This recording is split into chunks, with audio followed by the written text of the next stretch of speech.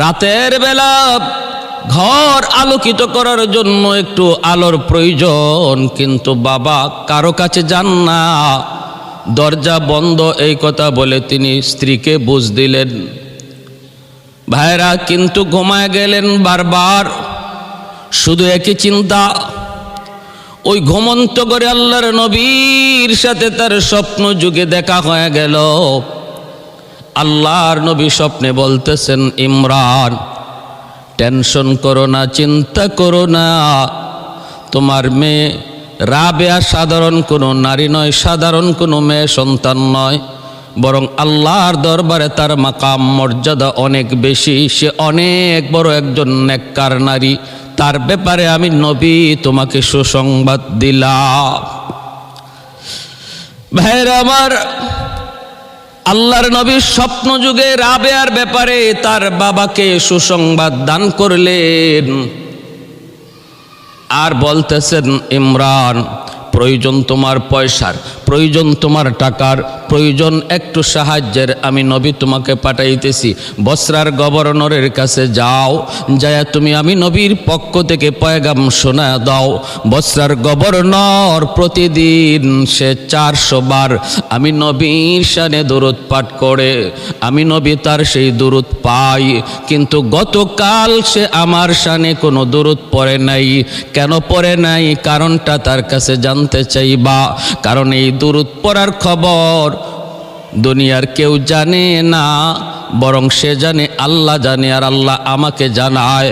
তুমি ওই গোপন খবরটা বসরার গভর্নরের কাছে তুমি যায় পেশ করো, আর বলো গতকাল না পড়ার জন্য,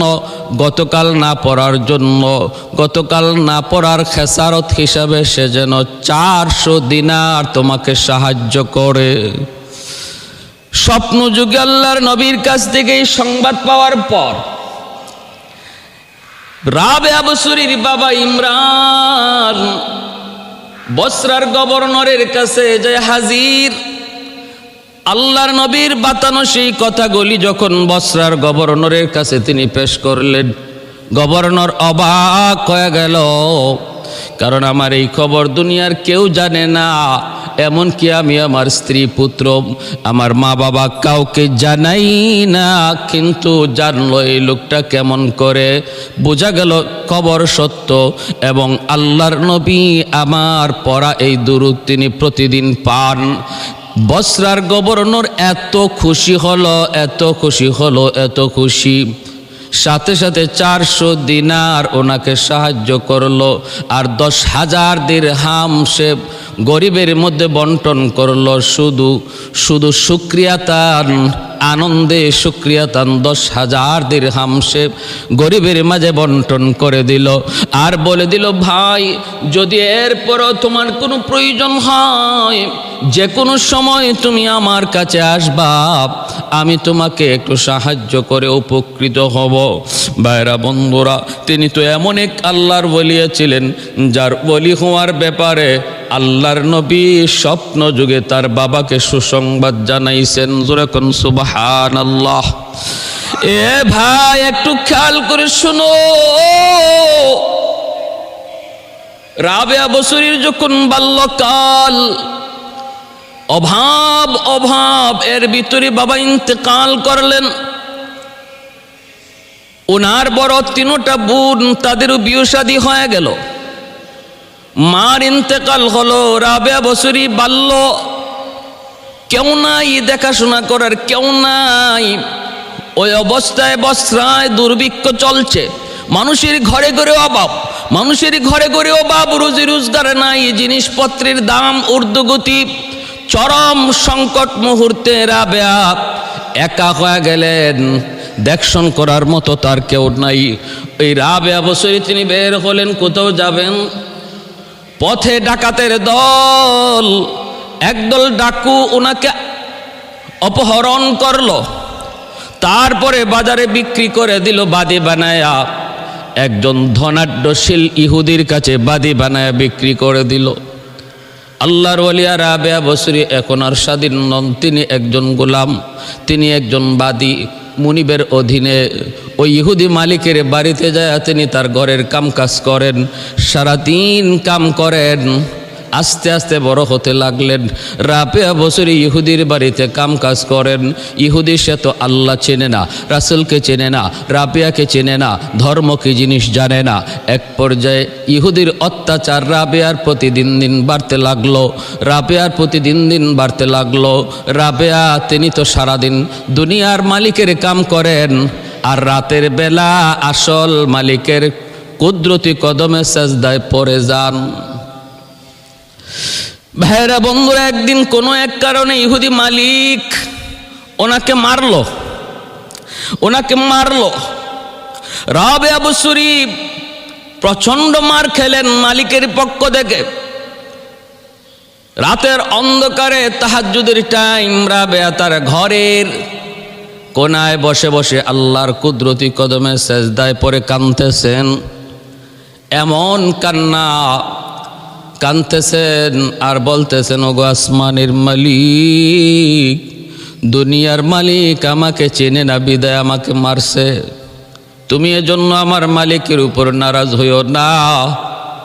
আল্লাহ তুমি আমার মালিককে মাফ করো, মাফ করো, মাফ করো। মারলো মালিকে, নির্যাতন করলো মালিকে, বদদোয়া করার কথা, কিন্তু না, বদদোয়া না করে তার দোয়া করতেছেন। এইদিকে তার ওই জিকিরের আওয়াজের কারণে জায়গাটা, তারই ঘরের উপর থেকে আসমান পর্যন্ত নূরের একটা রেখা এই জমিনে চলে আসছে। কারণ আল্লাহ পাক রব্বুল আলামিনের জিকির যেখানে হয়, আল্লাহ পাকের নাম যেখানে উচ্চারণ হয়, ওই জায়গাটা আকাশের ফেরেশতাদের কাছে নক্ষত্রের মতো ঝলমল ঝলমল করে। কারণ ওই জায়গায় আল্লাহর পক্ষ থেকে সকিনা নাজিল হয়, রহমত বেষ্টন করে নেয়, ফেরেশতারা চতুর্দিক দিয়ে সেটাকে ঘিরে ফেলে। রাবেয়া বসরির মালিক রাতের অন্ধকারে কোনো কারণে ঘুম থেকে উঠল। ওইটা সে রাবেয়ার ওই ভাঙ্গা চোরা ঘরের দিকে তাকায় দেখে রাবেয়ার ঘরের ছাদ থেকে আসমান পর্যন্ত নূরের একটা রেখা। মালিক কৌতূহল হয়ে রাবেয়ার ঘরের কাছে যায়, যখন কান লাগায় চোখ দিয়ে দেখে রাবেয়া সেজদায় পড়ে পড়ে অঝরে কাঁদতেছে আর বলতেছে, ওগো মালিক, দুনিয়ার মালিক আমাকে চিনে না, এজন্য আমাকে মারছে। মালিক তুমি তারে পাকড়াও করো না। মালিক অবাক হয়ে গেল, আমার এই নির্যাতনের পর বাদীটা আল্লাহর কাছে আমার জন্য বদদোয়া করার কথা, কিন্তু না, সে তো আমার জন্য আল্লাহর কাছে আরো দোয়া করতেছে। এমনকি শুধু দোয়া নয়, তার ওই ডাকটা সরাসরি আল্লাহ পর্যন্ত পৌঁছতেছে, নূরের রেখা আসমান পর্যন্ত চলে গেছে। মালিক ডাক দিয়ে কই, রাবেয়া, ও রাবেয়া, থামো থামো, আর আল্লাহর আরশটারে কাঁপাও না। আমি এতদিন পর্যন্ত তোমাকে চিনি নাই, এতদিন পর্যন্ত তোমার কোনো পরিচয় আমি পাই নাই, এখন আমি তোমার পরিচয় পেয়ে গেলাম রে রাবেয়া, মাথা উঠাও। আজ থেকে তুমি আর আমার বাদী নও, আজ থেকে তুমি হয়ে গেলে আমার মালিকা, আমি হয়ে গেলাম তোমার গোলাম। এখন থেকে তুমি আজাদ, তুমি আমার এখানে আজাদি হিসাবে থাকবা, আমি তোমার খেদমত করব। সুবহানাল্লাহ। मैं तालिब मौला हूँ मेरे इश्क़ निराला, मैं तालिब मौला हूँ मेरे इश्क़ निराला, है जुमला जहाँ जिनके तजल्ली से उजाला, है जुमला जहाँ जिनके तजल्ली से उजाला, मादरुद जहाँ गैर खुदा यार नदर, मादरुद जहाँ गैर खुदा यार नदर, जुजियात खुदा ही चिदिगुर कार नदारम, जुजियात खुदा ही चिदिगुर कार नदारम, मैं सूरत यूसुफ का नहीं चाहने वाला, मैं सूरत यूसुफ का नहीं चाहने वाला, कायस के मन नहीं आशिक लैला। ভাইরা আমার, এজন্য একটু খেয়াল করে শুনুন আল্লাহর ওলিরা, আল্লাহর ওলিদের জীবন কত সহজ সরল।